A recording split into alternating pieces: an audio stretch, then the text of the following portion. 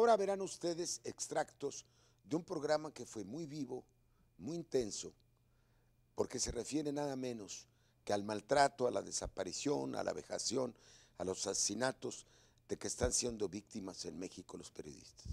No solamente por el narcotráfico o el crimen organizado, sino también por una complicidad con las autoridades. Ojalá y sea de su interés y sea motivo de reflexión. Sí, Porfirio, mira, yo te diría que primero habría que analizar la cuestión objetiva estadística. Y yo creo que si decimos que en lo que va de este sexenio, en estos 4 años, en México tenemos reportada muerte violenta o desaparición de periodistas, 31 periodistas mexicanos registrados. Si queremos comparar si esto es mucho o es poco, diremos que, por ejemplo, en Colombia, que es un país latinoamericano que tiene las condiciones, pues, con antelación, peores incluso en un momento dado que México, claro, los 80, ha tenido solamente 8 en el mismo periodo. 31 contra 8. Ahí nos da una realidad de dónde estamos parados en México. Y en un país común y corriente, digamos, exactamente. Francia, 2, 3. No, y puede ser cero. Tampoco, no es que los periodistas estemos ahí nomás para que nos estén matando, etcétera. Aquí lo que hay que ver es cómo ha ido esto escalando, como decía Brisa, cómo ha ido esto escalando en los últimos años. Empezamos con intimidaciones de llamadas telefónicas, de peticiones, primero al reportero, luego al director o al jefe de redacción. Después ya no fueron suficientes, sobre todo conozco profundamente los casos de la frontera, particularmente Tamaulipas. Más en la frontera. Ahí empezó. Pero Tijuana y Juárez. Todo lo que es Tamaulipas.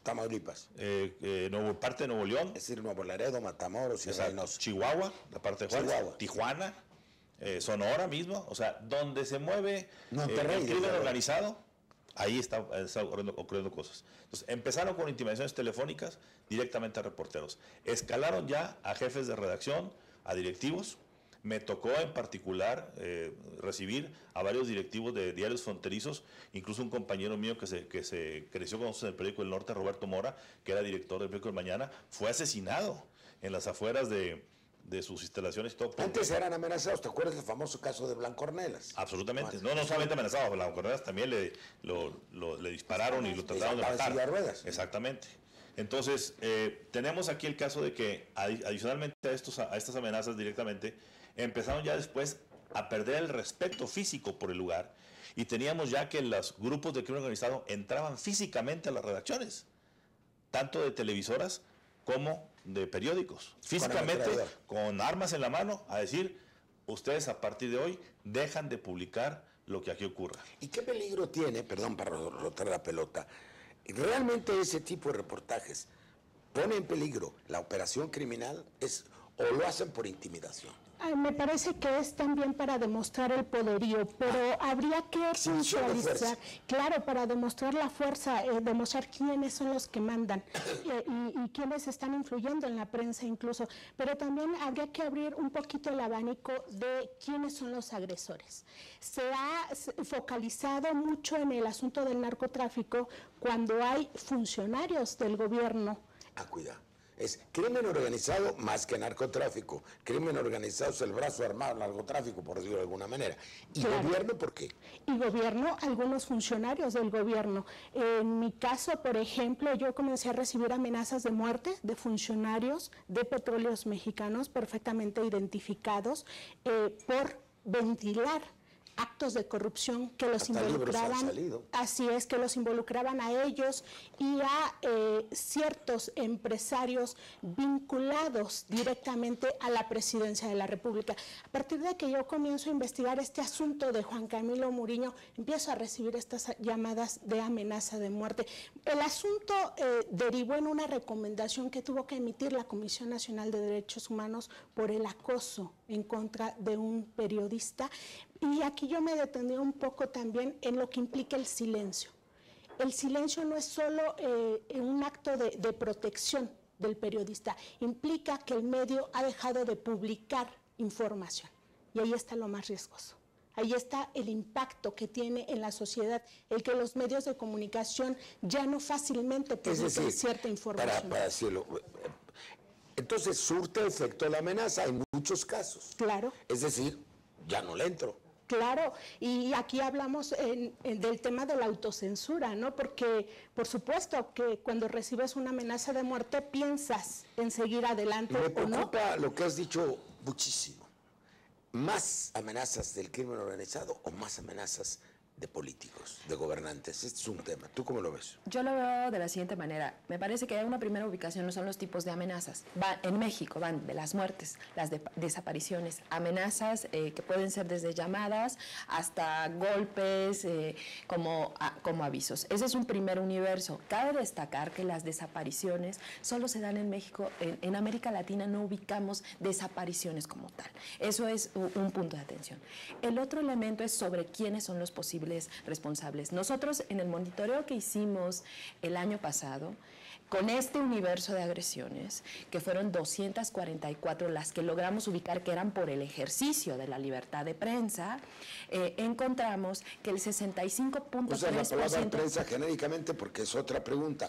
Periodismo escrito fundamentalmente. Exactamente, voy al perfil ahorita. El 65% venían de autoridades y de funcionarios que iban desde policías, militares. 65%. 65% son amenazas de autoridades públicas. Exactamente. De caciques. Exactamente. Y de ahí sacamos un perfil. A ver, ¿cuál es el periodista que está amenazado o el medio? ¿Son medios locales, no? ¿O son periodistas locales, medios impresos y además que cubren fuente policíaca, de justicia, ¿no? O de política? Transmitimos ahora porciones de un diálogo que sostuve con el periodista, con el comunicador Jorge Saldaña, ya en días recientes, y que tuvo una gran acogida de opinión pública.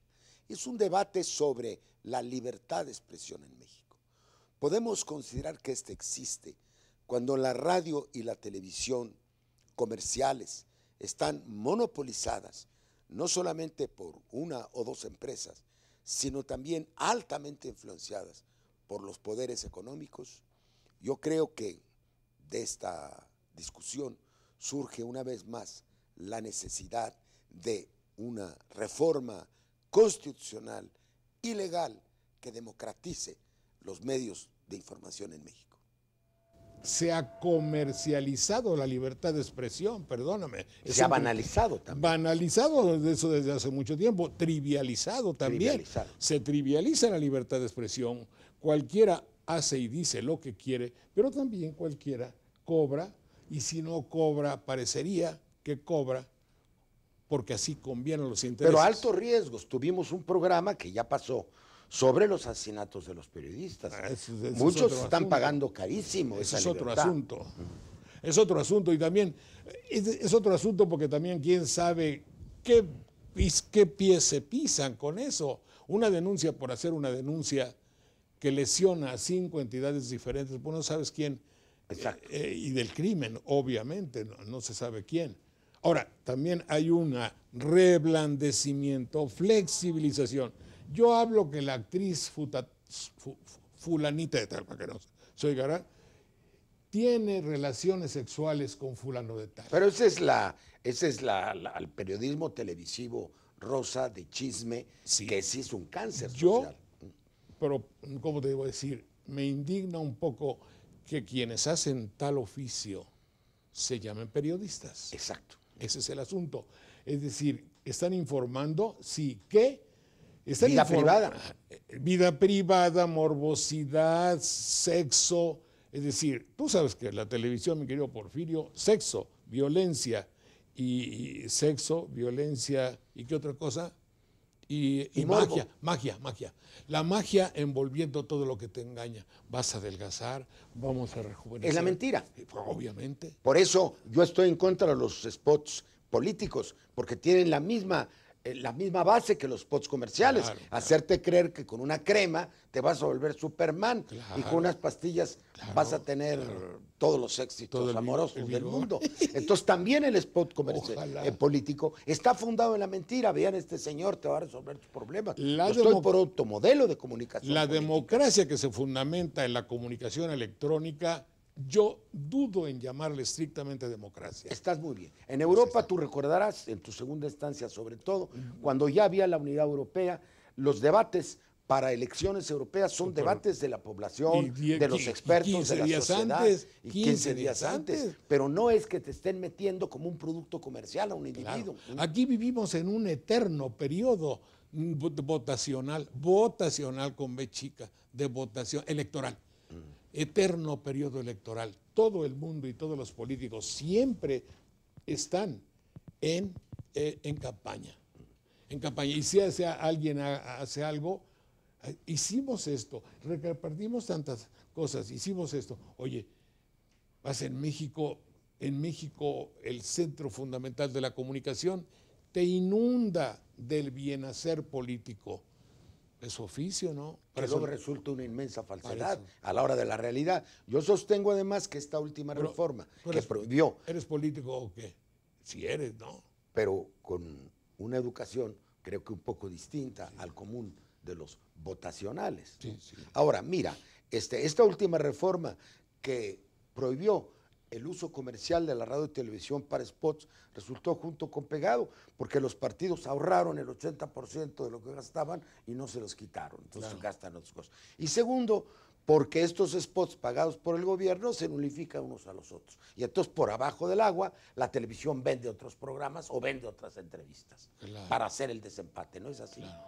Quiero agradecer a todos ustedes, a las familias que nos han seguido a lo largo del año, sobre todo a los jóvenes que cada vez se incorporan más a la audiencia de este programa en todas las regiones de la República por la atención que han puesto a estas emisiones. Finalmente, un reconocimiento a todos aquellos hombres y mujeres, especialistas, intelectuales, políticos, periodistas que le han dado vida a este programa con sus conocimientos y con sus convicciones.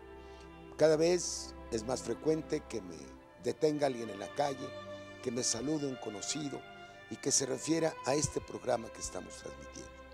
Debo decir que no hemos tenido ninguna cortapisa, ninguna sugerencia, ni menos aún ninguna censura durante todo este tiempo. Por eso lo consideramos un verdadero espacio de la libertad de pensamiento y expresión en México. Ojalá y ustedes, si les ha interesado, si lo consideran útil para el debate público, lo recomienden y ojalá los que tengan la posibilidad lo retransmitan por medios alternativos de información. Consideramos que este programa, y agradezco a todos los que en él contribuyen, a los productores, a los trabajadores manuales y a quienes lo han hecho posible, estimamos, digo, que este es un verdadero esfuerzo por afirmar la libertad de expresión en México. Para todos, feliz año nuevo. Muchas gracias.